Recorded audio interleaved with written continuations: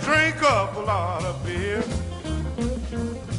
Let's have a party and drink up a lot of beer. And now about 24 minutes before 9 o'clock this Friday morning, and now the two-time winner of the Pennsylvania Association of Broadcasters Award and the two-time winner of the Pennsylvania Associated Press Broadcasters Association Award. To promote and advance the crafted microbrew culture in Northeast Pennsylvania, you're listening to yet another edition of The Friday BeerBuzz! I think we shook ourselves up that time. That felt good. I hurt myself. A little worried. Wow. The Friday Beer Buzz, powered by Sabatini's Pizza in Exeter, one of the area's greatest selections of rare craft and imported beers, growlers, and 12 rotating drafts at Sabatini's Pizza, Wyoming Avenue in Exeter. Yes, he's also doing hand signals here. 12. That's 10 and 2 is 12. Lindo Sabatini's in the studio. Lindo, I got to tell you, we had a lot of email over the past week since you started wearing the purple headphones again. And the viewers of the video, and they really seem to think that it goes pretty good. So I congratulate you on your color choice. Thank you. To the point where I might actually get purple uniform shirts.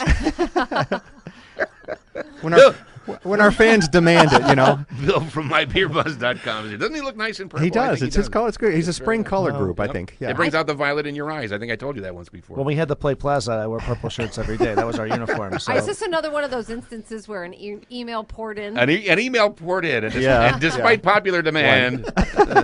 What's up, Bill from mybeerbuzz.com? Happy Friday. Happy Friday to you. We have a beer question. You know, we don't do a lot of beer questions, but every so often I get something emailed to me over and over and over again. My beer question generally is, where's the beer? Right. Where is it, and is it cold? Well, actually, our first question is... Hey, Hello? there's our first question now. All right. No more calls. We have a winner. Look at the fun we're having. Yeah. And yet the sip of beer. It's amazing. I know. Now they're calling. They're not just emailing. They are. right. They're demanding the purple headphones right now as we speak. So our question is, how important is glassware with beer? Now, we're violating that in a big way, I just realized as I'm asking this question, but Carol won't show our glassware for today. Well, glassware here in the studio is really not practical for a couple of different reasons, mainly because we're not allowed to have anything that could even potentially become sharp. Yes. So we have that going for us here. Yes. So we have very dull glassware today.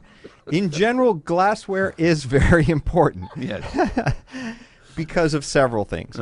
One is the color. You want to be able to see the color of the beer. Yeah. That enhances the taste of the beer, I think, and enhances the enjoyment of the beer. So you want to be able to see the color. Okay. The other thing is the shape of the glass. You know, certain beers benefit from sort of a tulip-shaped glass that will trap the aromas into the glass, so that it's a little bit better when you go to smell it. And some of them, it's just the experience. It's just holding a snifter or holding a tulip glass just enhances the experience. Some are very traditional. Pilsner glasses, Hefeweizen glasses are very just a traditional shape for that style of beer, and that's what people use. And it does. It enhances the experience of the beer. And so are you saying that if I were to pour 2 or 3 beers into a pail, that's probably not going to really enhance anything? With a long curly straw, one of those straws that you can watch the beer going through it. Yes. No good? It is an important thing. It is very aesthetic, and it's subtle, but for me, it does add to the beer itself. See, and the thing here is, and I believe that, and I agree with that, but I don't really know how you would. I would have to look it up every single time I was going to try to match a glass, and I don't have a big variety of glasses at home. I have mostly like the pint glass, the standard run-of-the-mill. And that's not way off. I mean, would you say, Lindo, that's not way? A pint glass is relatively safe for a lot of beers. You know, that's the style that a lot of beers are I served promote in. safe beer drinking. Well, unless you're getting into some of the Belgian beers where you want the yeast to come down to the bottom. Yeah.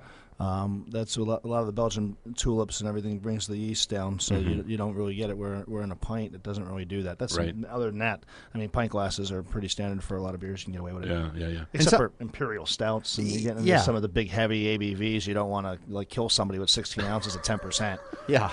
The good news is you have a 16-ounce glass of 10% beer. The bad news is you have a 16-ounce glass of 10% beer. Yeah. Well. So some of it is the ABV as well. I try to observe the 3 R's, as I've said before, the recline, the remote, and refrigerator. So necessarily, 16 ounces of a big, heavy industrial stout, I wouldn't really and we do rock my world that badly. We tell everyone the big one, clean it, please. Clean glassware. Clean the glassware. You know, have it clean. That's really important to the beer. Really important to the presentation and the taste of the beer. You know, Do people not clean their glasses? Yeah. Are we thinking like bachelors or something? Guys at home who just go. This looks clean enough. Yeah. You wipe it off. I mean, if you're switching, if you're switching styles and you're using the same glass, you really should clean it. I'm thinking whoever has all those glasses probably is pretty fastidious, don't you think? You would think if you're collecting glasses that match the beer, you would hope you'd be pretty good at it to start with. You would hope, but clean them. If they got thumbprints and lipstick all over them and stuff, then it's not going to help the beer. Yeah, if you have a tasting or you're at a festival and you're going from the Imperial Stout to like pineapple Hefeweizen or something, you're gonna mess the beer up. You got to make sure definitely if you're putting another one in after. Yeah. So glassware is important. Okay.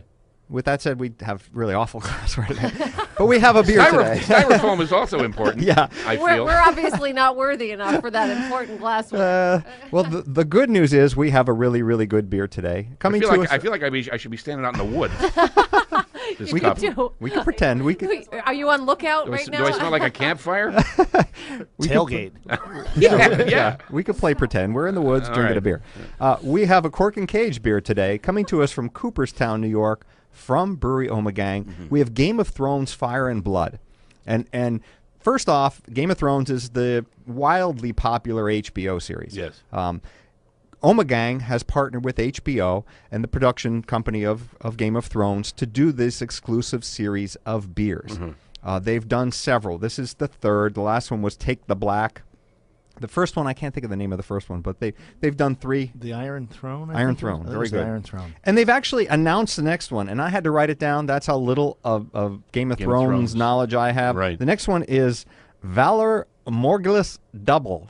And don't make me say that again. Valor what? I'll spell it for you. Morgulus? Morghulus. They don't have a morgue. Morgulus. Double. And that's going to be Belgian double. All right. But we today have Fire and Blood. And the Fire and Blood story comes out of Game of Thrones. And the bottles have different packaging with different dragons. And there's a character in Game of Thrones that apparently collects dragons and has pet dragons. I think that's the dragon collector. It's the mother of dragons. Is that right? Yeah. Now, isn't it true, and I don't know if this is, but somewhere in New York City at the HBO headquarters of the New York brand, the office, downstairs and across the street, there's like a little craft bar, and this is kind of where this thing was born, where they said, you know what would be great if we had a Game of Thrones beer? I think that's a great idea, and I'll go with that story. We don't know if there's anything to that at all, but we're going to go with that one. All right. Fine. So the woman that I have this, and I'm just going to read it, and you'll see how, again, little I know about Game of Thrones. Daenerys Targaryen and her 3 dragons, Drogon, Rhaegal, and Verzeron. Sure, Bill. I believe you. So, yeah. Here's what I know about Game of Thrones, aside from that there's beers named after it. Yes. Peter Dinklage. Isn't he on that show? Yes, he is. Peter Dinklage. I thought you said Peer Dinklage. Peter. That was like one word, Peer Dinklage. Peter Dinklage. Peter Dinklage. You got to say that as the Queen of England. Peter Dinklage. So I do watch the show. Peter Dinklage is Tyrion Lannister. He's like the bad guy, right? I love him. He's great for the show, I think. Yeah. So I brutalized the name of it. I got a feeling Game of Thrones for me is going to be like Breaking Bad was for me. I ignored it all the while it was on, and then I watched it all at once. We are so lost with pop culture today. I know, seriously. We're pathetic. I know it. Thank you, Lindo. Yeah, thank you. You might as well. Lindo's filling us in here. They couldn't have a dragon named Fred, Henry, and Joe. They got to be these crazy things. So we know Brewery Ommegang really, really well. Brewmaster Phil Leinert. Phil Leinert started at Lion Brewery, so he's a hometown boy. We've had him on the show a few times. Right. First farmhouse brewery in the United States in over 100 years. They are now owned by the Duvel family that brews in Belgium. So we have seen a lot more beer coming out of Ommegang and a lot more interesting and unique beers coming out of Ommegang. So this is just one of them. So this is a red ale.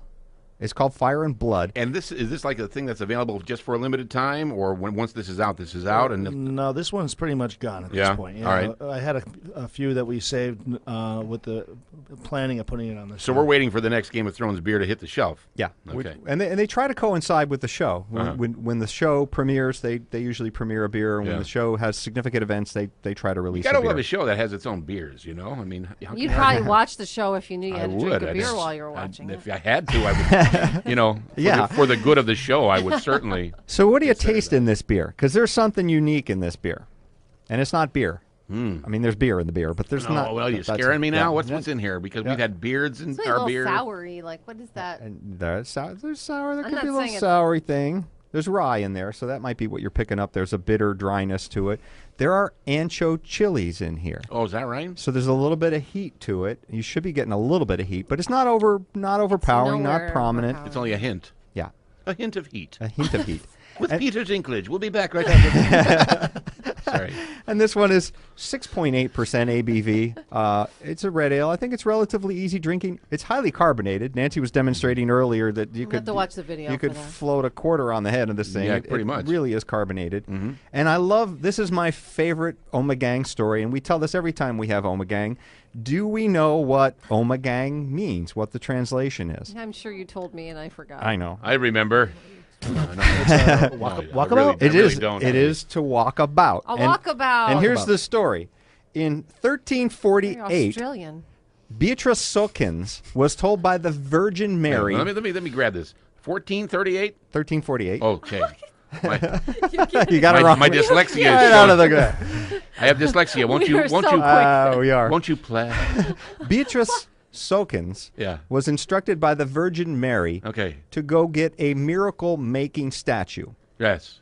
That happens all the time. It happens a lot. It happens all the time. Sure it does. And she was in Antwerp at the time. Antwerp. Right?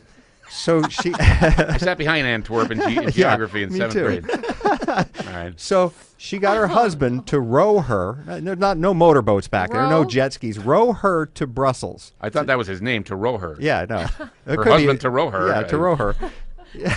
Starring Peter Dinklage. Go ahead. Yes.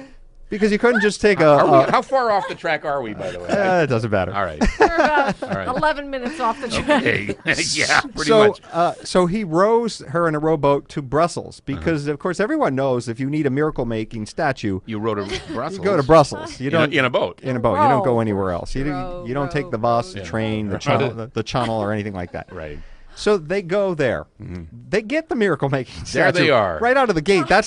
Everything else is kind of... They went to Miracle Statues. Yeah. Mart.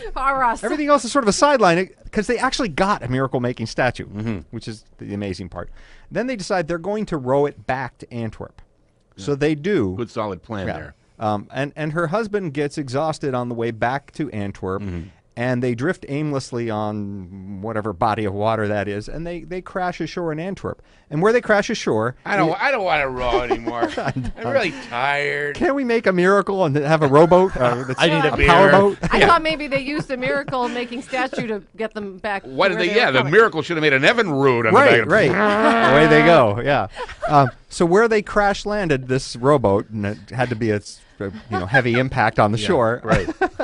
They built a church, and this church became very famous. And this church was the yearly celebration of the miracle-making statue, where they walk it about, and that is Ommegang. Oh. Tell us the story again, Bill. In 1448. All right. Well, we're enjoying Ommegang Game of Thrones Fire and Blood here this morning, and it's actually pretty good. I enjoy it very much, and looking forward to the next Game of Thrones beer. Yeah. Here, Carol, take the camera. The WILK Friday Beer Buzz, powered by Sabatini's Pizza in Exeter, one of the area's greatest selections of rare craft and imported beers. Growlers and 12 rotating drafts at Sabatini's Pizza, Wyoming Avenue, Exeter. The Friday Beer Buzz, bringing good beers and good people together.